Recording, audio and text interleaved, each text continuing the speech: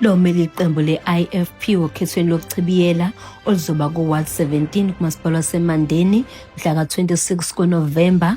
uNondomiso Shandu uthi ukulungele ukusebenza ngokuzikhandla ukuze enze ngcono izimpilo zabantu kule ndawo.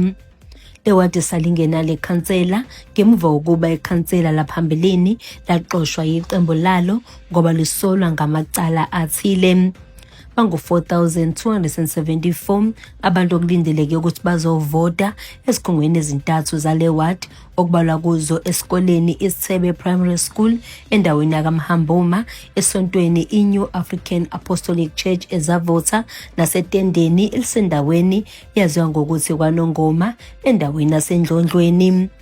uNondomiso Shandu uthi uzobeka phambili ukwenza ngcono ukulethwa kwezidingo nqangi, ukuthuthukiswa kwabesifazane nentsha, aphinde athuthukise nomphakathi ngokubikela ngazo zonke izinhlelo eziqhubekayo.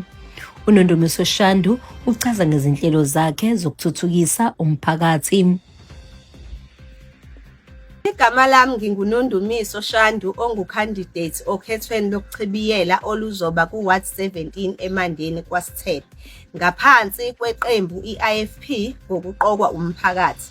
Nazi izinto engithembisa ukunenzela zona uma ngabe seningivotela: ukulwisana nobugebengu, ukulungisa izinkinga zokucisha kukagesi, ukwakhiwa kwehholo lomphakathi, ukulungiswa kwemigwaqo engenele emakhaya, ukwakhiwa kwamathoyilethe kwabangenawo. Sizolelwa ukususwa kwabantu bokufika abangenamvume emafemini, ukwakhiwa kwe-library.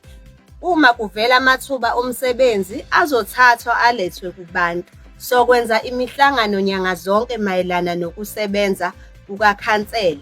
Ngiyacela-ke emphakathi wase-Ward 17 ningethembe, ningenze ukhansela wenu. Ngiyabonga.